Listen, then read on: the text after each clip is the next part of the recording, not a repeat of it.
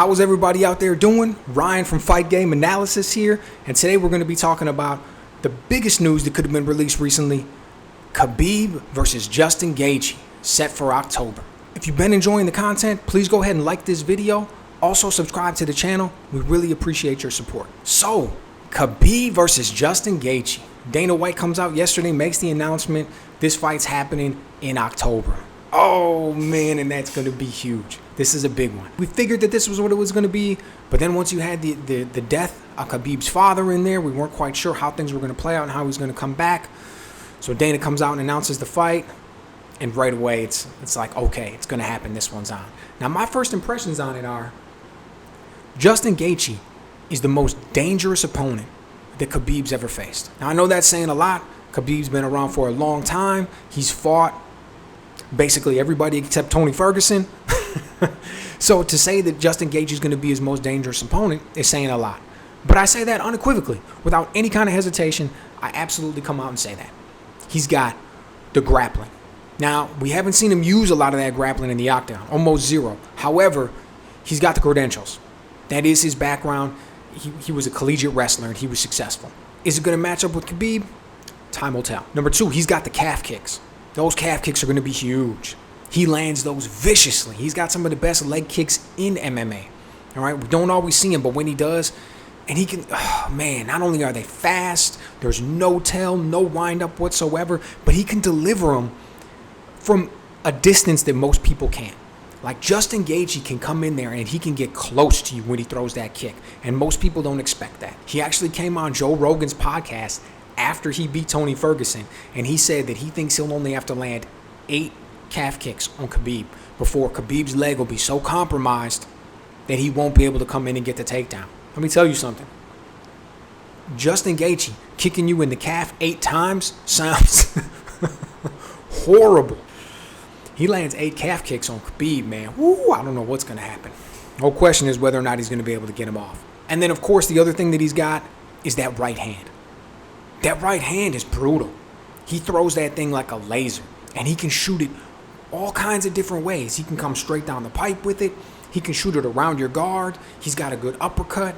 He throws a beautiful overhand right that works as a counter when guys try to come out with a lazy jab. He's got a lot of tools. That's a really dangerous man. Khabib is absolutely going to have his hands full. On top of all that, great cardio. So I definitely think he's going to be the most dangerous opponent. Now, let's look on the other side of the equation, right? The undisputed GOAT at 155. The man who currently holds the title, Khabib Nurmagomedov. Never to be underestimated in a fight.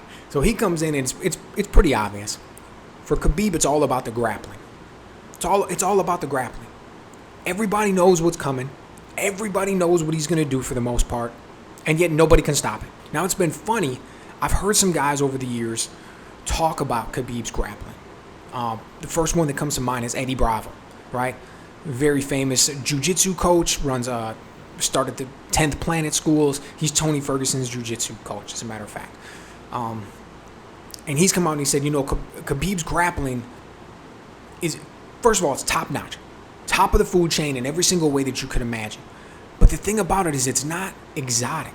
He doesn't go out there and do things that nobody's seen before. He doesn't throw some kind of move at you that you're like, oh, I haven't seen that for years. I can't believe somebody pulled it off.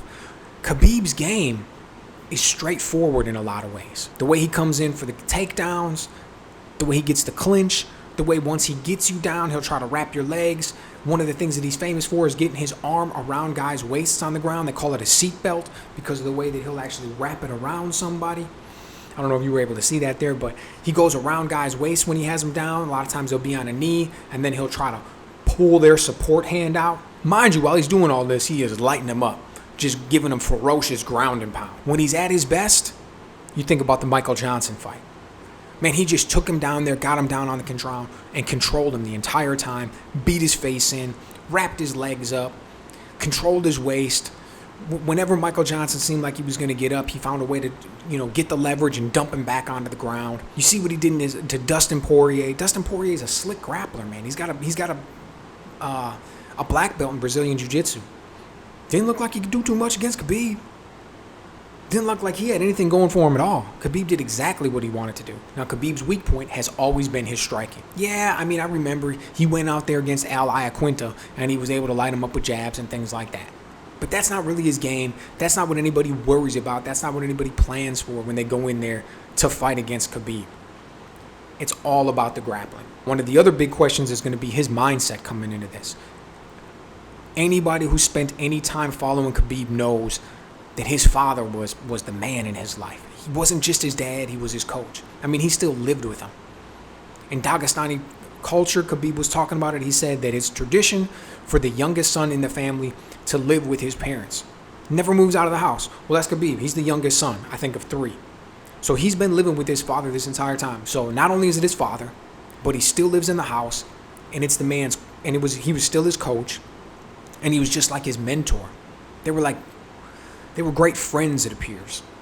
So when he lost him, that's losing a lot. That's a huge thing.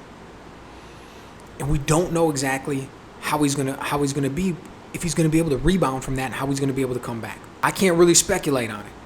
I will only say this. It appears as though Khabib is as mentally strong as they come. It appears as though trying to shake that man would be like trying to shake a rock. I can't say for sure, but that's how it appears. And that's what a lot of other people seem to say about him and his character. And if that's the case, he's likely going to come out focused and just on fire. And he is going to be a lot to deal with. He's a lot to deal with at any time. But he's going to be particularly a lot to deal with if he comes out with extra motivation for this fight. Again, Justin Gaethje seems to have every tool available to him to be able to compete and possibly win with Khabib. But we've thought that about other guys too. We've thought that about McGregor with his striking. Oh, Conor with his left hand, and he gets the angles, and he'll be able to hit him and hurt him. How'd that go? People gave Dustin Poirier a legitimate chance. He's got a wide body, the Brazilian Jiu-Jitsu black belt and everything. How'd that go? Only time will tell.